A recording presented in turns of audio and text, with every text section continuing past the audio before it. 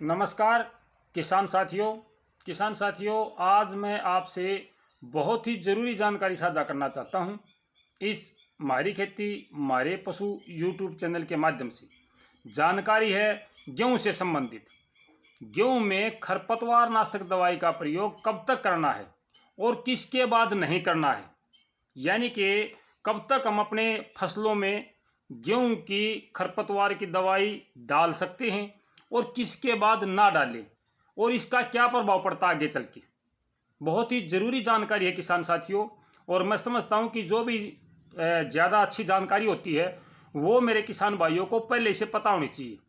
आपको ये भी पता है कि जो भी मैं जानकारी साझा करता हूं उस जानकारी में जो सच्चाई होती है मैं वो बताता हूं। किसी भी प्राइवेट कंपनी का खाद बीज दवाई किसी का प्रचार नहीं करता ना मैं किसी कंपनी का एजेंट हूं, ना ही मुझे कोई से मतलब है।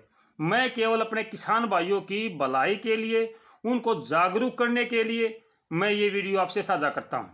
तो किसान साथियों, शुरुआत करता हूं। जो आज का हमारा विषय है वो खरपतवार नाशक दवाई का प्रयोग। मेरे किसान भाई, सबसे पहली बात, जिन किसान भाइयों ने अवकीरा का स्प्रे मार रखे अपने गेहूं में, वो किसान भाई अपने गेहूं में 25 दिन तक पानी लगा दें।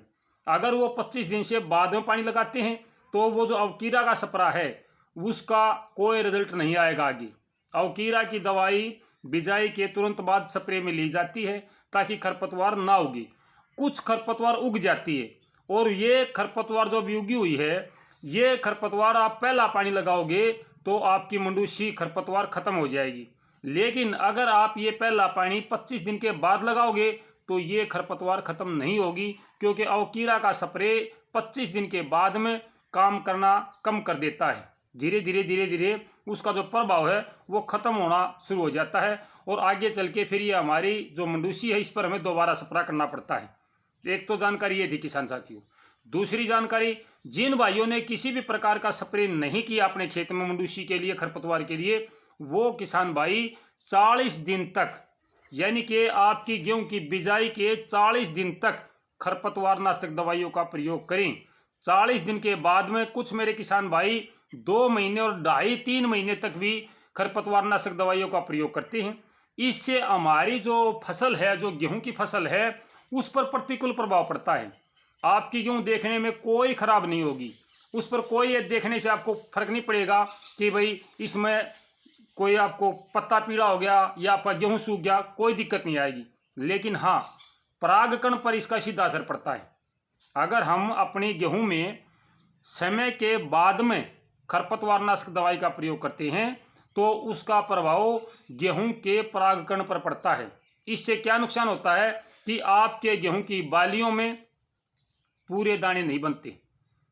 मान लिया एक बाली में 70 दाने हैं तो हो सकता है आपकी जो बाली है वो आधी खाली रह जाए, या उसमें 10-20 दाने बने, या 10-20 दाने ना बने, या एक भी दाना ना बने।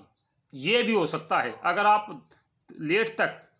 लेट तक स्प्रे करते हो खरपतवार के, तो आपकी जो गेहूं की फसल है उस पर परागकण की समस्या आती है, यानी कि गेहूं के फ्लोरिंग में फिर गेहूं का दाना नहीं बनता आपकी बालियों में। ये सबसे बड़ी समस्या आती है किसान साथियों।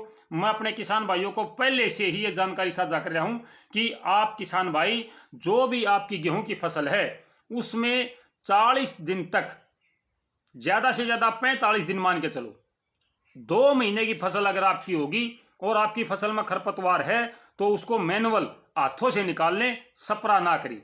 आपकी गेहूं देखने में अच्छी होगी लेकिन उसमें दाना नहीं होगा। ये समस्या हरियाणा में 1-2 जगह पे पहले आई हुई है और जो कृषि विशेषज्ञों ने इसका कारण बताया है वो यही बताया है कि भाई आपने इसके अंदर जो खरपतवार नाशक दवाई है उसका प्रयोग बहुत लास्ट तक किया है, जिसकी वजह से आपकी फसल में गेहूं का दाना नहीं बना, यानी कि पूरा किला का किला खाली रह गया।